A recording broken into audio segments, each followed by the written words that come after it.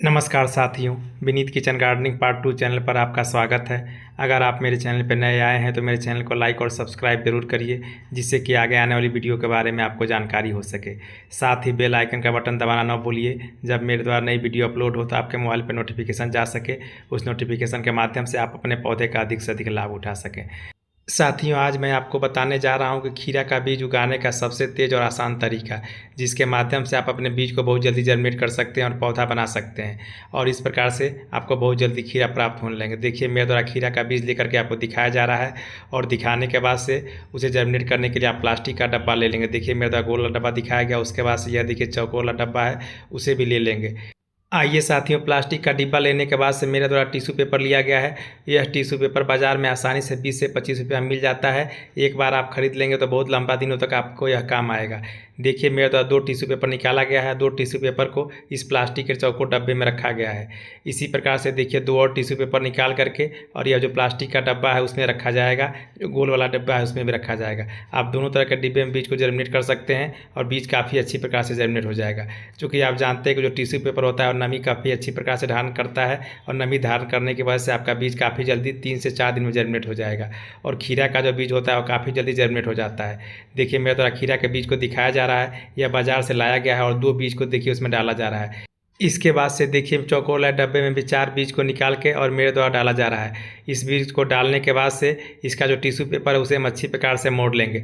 आप हाथ में भी ले करके टिश्यू पेपर को अच्छी प्रकार से मोड़ लीजिए। मोड़ने के बाद से उसे हम इस प्लास्टिक के डब्बे में रख देंगे। जब अच्छी प्रकार से मोड़ेंगे तो यह नमी काफ़ी लंबे समय तक धारण की रहेगी, जिससे आपका बीज काफ़ी जल्दी जर्मिनेट होगा। इसके बाद से देखिए, मेरे द्वारा स्प्रे पंप लिया गया है। स्प्रे पंप लेने के बाद से इसे पानी से अच्छी प्रकार से हम भिगो देंगे। इस प्रकार से भिगोएंगे कि आपका टिश्यू पेपर अच्छी प्रकार से नमी धारण किए रहे। बहुत अधिक पानी की मात्रा भी नहीं देंगे, नहीं तो आपका बीज धीरे धीरे उसी में सड़ जाएगा। आइए साथियों, देखिए मेरे द्वारा जो प्लास्टिक का गोल वाला डिब्बा लिया गया था, उसमें भी जो टिश्यू पेपर और बीज डाला गया था उसे भी हम अच्छी प्रकार से मोड़ लेते हैं। और मोड़ने के बाद से स्प्रे पंप ले लेते हैं, और स्प्रे पंप की सहायता से उसे भी अच्छी प्रकार से हम भिगो देते हैं। भिगोने के बाद से इसके ऊपर का भी जो ढक्कन होगा, उस ढक्कन से हम इसे बंद कर देंगे। और बंद करने के बाद से इसे 5 से 7 दिन के लिए किसी छाया वाले स्थान पर रख देंगे। 3 से 4 दिन में आप पाएंगे कि धीरे धीरे इसका बीज जर्मिनेट हो गया। जर्मिनेट होने के बाद से इसके बीज को हम निकाल लेंगे। देखिए, मेरा तो इसके ढक्कन को बंद करके दिखाया जा रहा है। इसी प्रकार से बंद करके आप रख दीजिए। इस प्रकार से खीरा के बीज को जर्मिनेट करने के कई सारे तरीके हैं। आप किसी तरीके से चाहें तो खीरा का बीज जर्मिनेट कर सकते हैं, और सारे तरीके आपके कारगर हैं, और सारे तरीके से आपका बीज अच्छी प्रकार से जर्मिनेट होगा। आइए साथियों, अब अगले तरीके के रूप में मैं बताता हूं कि किस प्रकार से आप खीरा के बीज को जर्मिनेट कर सकते हैं। इसके लिए देखिए, आपके पास यदि सीडलिंग ट्रे हो तो सीडलिंग ट्रे ले लीजिए। देखिए, मेरे द्वारा सीडलिंग ट्रे लिया गया है, उसे आपको दिखाया जा रहा है। इसमें जितना अधिक चाहें उतना अधिक आप खीरा का बीज जर्मिनेट कर सकते हैं। देखिए, मेरे द्वारा वर्मी कंपोस्ट और कोकोपीट का जो मिक्सचर था उसे दिखाया जा रहा है। इसके अलावा आप चाहें तो गोबर की खाद और उसके अलावा जो मिट्टी का मिक्सचर है उसे भी ले सकते हैं, और उसे बना करके और ले आकर के सीडिंग ट्रे में डाल दीजिए।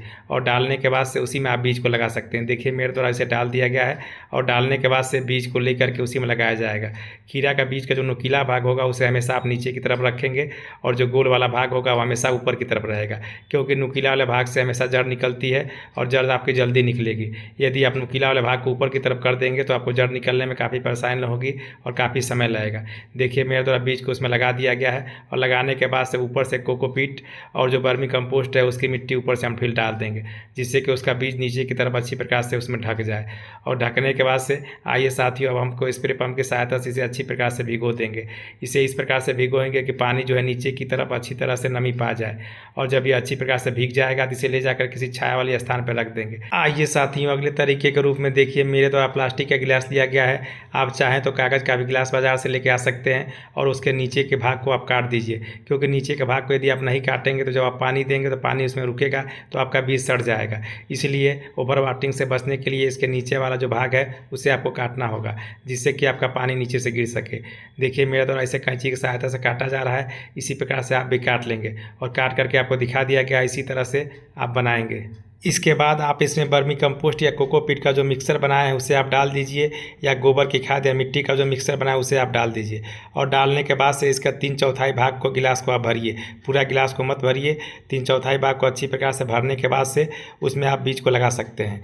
देखिए, मेरे द्वारा बीज को लिया गया है। बीज को लेने के बाद से इसमें डाल दिया जाएगा। एक बीज को केवल इसमें आप डालिए, क्योंकि एक बीज यही लगाएंगे तो आपका बीज काफ़ी अच्छी प्रकार से बढ़ेगा और पौधा बन करके बाद में तैयार होगा। इस गिलास में जब आपका बीज पौधा बन करके तैयार हो जाएगा, उसके बाद से आप इसे आसानी से निकाल करके और किसी ग्रो बैग में लगा सकते हैं। देखिए मेरे द्वारा स्प्रे पंप लिया गया है और स्प्रे पंप से उसे अच्छी प्रकार से भिगोया जा रहा है। आप उसमें पानी इस तरह से देंगे कि इसकी पानी नीचे तक नमी पहुँच जाए और पानी नीचे से निकलने लगे। जब नीचे से पानी निकलने लगेगा तब आप जानिए कि इससे पानी पूरा हो गया है। देखिए मेरे द्वारा आपको दिखाया गया है कि इसमें पानी ऊपर से पूरा भर दिया गया, अब धीरे धीरे नीचे से भी पानी गिरने लगेगा। इस प्रकार से जब इसमें नमी रहेगी तो बीज का जर्मिनेशन काफ़ी जल्दी होगा। इसके बाद से हम इसे ले जा करके किसी छाया वाले स्थान पर रख देंगे। जब बीज जर्मिनेट होगा तब इसे हम धूप में रखेंगे। आइए साथियों, अब मैं आपको अपने ग्रो बैग के पास ले चलता हूँ। इसकी मिट्टी हमने पहले से तैयार करके रखी है। अब इसमें किस प्रकार से हम बीज को जर्मिनेट कर सकते हैं वह प्रक्रिया आपको दिखाता हूँ। इसके लिए आप देख रहे हैं ग्रो बैग में मेरे द्वारा 2 मुट्ठी करीब गोबर की खाद डाली जा रही है और गोबर की खाद डालने के बाद से इसे अच्छी प्रकार से हम मिला लेंगे और मिलाने के बाद से इसमें फंगिसाइड्स के रूप में देखिए मेरे द्वारा हल्दी को दिखाया जा रहा है, मगर इस बार मैं हल्दी का उपयोग नहीं करूंगा। हल्दी के बजाय मैं नीम की खली का उपयोग करूंगा। चूँकि मेरे पास नीम की खली है इसलिए मैं नीम की फली का उपयोग करूँगा। आप देखिए मेरे द्वारा नीम की खली को 1 मुट्ठी करीब निकाला जा रहा है और निकालने के बाद से इस ग्रो बैग की मिट्टी में मिलाया जाएगा। ग्रो बैग की मिट्टी मिलाने से यह फ़ायदा होगा कि इसमें फंगस नहीं लगेंगे। जब फंगस नहीं लगेंगे तो आपके पौधे की जड़ जो है वो नहीं गलेगी। जड़ के अलावा आपके पौधे का बीज जो है वो भी नहीं सड़ेगा। देखिए मेरे द्वारा उसे मिट्टी में अच्छी प्रकार से मिलाया जा रहा है और मिलाने के बाद से इसमें हम बीज को लगाएंगे। जब बीज को लगाएंगे तो बीज काफ़ी जल्दी जर्मिनेट होगा और काफ़ी तेज़ से पौधे का विकास भी होगा।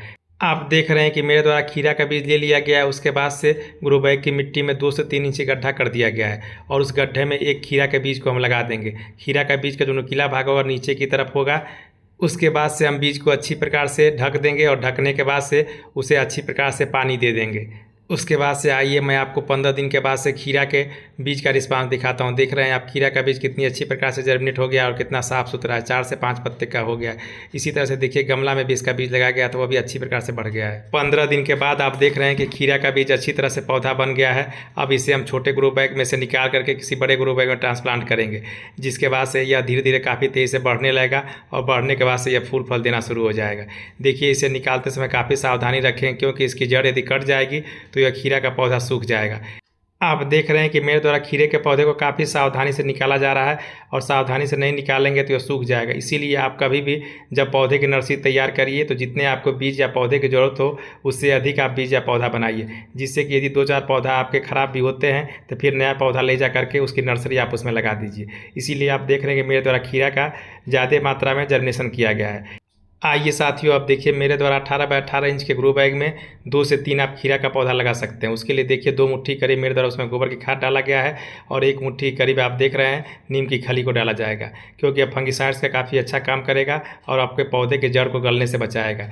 उसके बाद से देखिए अच्छी प्रकार से इसे हम मिट्टी में मिला देंगे। मिट्टी में मिलाने के बाद से यह पूरी जब मिट्टी बराबर हो जाएगी उसके बाद से अब इसमें हम गड्ढा कर लेंगे। इसमें आप 4 से 5 इंच करीब गड्ढा करेंगे और गड्ढा करने के बाद से इस नर्सरी को लगा देंगे। क्योंकि खीरा की नर्सरी देखिए मेरे तो उखाड़ा गया है तो यह काफ़ी मिट्टी सहित लेके आना है। मिट्टी सहित नहीं लेकर के आएंगे आप, सीधे केवल उसकी जड़ को लेकर के आएंगे तो आपका पौधा सूख जाएगा। देखिए साथियों मेरे द्वारा इसे लगा करके और अच्छी प्रकार से चारों ओर से ढक दिया गया है। इसी प्रकार से आप सारे पौधे को ले आकर के और इसकी नर्सरी को इसमें लगा देंगे। खीरा की नर्सरी लगाने के बाद से उसे वाटर कैन की सहायता से अच्छी प्रकार से आप पानी दे देंगे। देखिए मेरे द्वारा 4 पौधा लगभग 18 बाय 18 इंच के ग्रो बैग में लगाया गया है, मगर आप 2 से 3 ही पौधा लगाइए। मेरे द्वारा 4 पौधा इसलिए लगाया गया है कि यदि कोई पौधा इसमें से ख़राब होता है तो 2 से 3 पौधे इसमें बचेंगे। देखिए साथियों इसके बाद से वाटर कैन की सहायता से अच्छी प्रकार से पानी दिया जाए। देखिए दूसरे ग्रो बैग में भी 4 ही पौधा लगाया गया है। चूँकि मेरे द्वारा अधिक नर्सरी लगाई गई थी इसीलिए 4 पौधा इसमें लगाया गया है। आप 2 से 3 ही पौधा लगाइए और ये अच्छी प्रकार से उसे पानी दे दीजिए। इसके बाद से इस खीरा के पत्ते पर कीटनाशक का स्प्रे कर दीजिए, जिससे कि खीरा के पत्ते पर कीट न लग सके। आइए साथियों इस प्रकार से देखिए मेरे द्वारा कई तरीके से आपको बताया गया है कि खीरा का किस प्रकार से नर्सरी तैयार करेंगे। नर्सरी तैयार करने के बाद से आप पौधा बनाने के बाद किस प्रकार से ट्रांसप्लांट करेंगे। इसके अलावा आप चाहें तो खीरा को सीधे ग्रो बैग में लगा सकते हैं। वीडियो देखने के लिए आप सभी साथियों को बहुत बहुत धन्यवाद।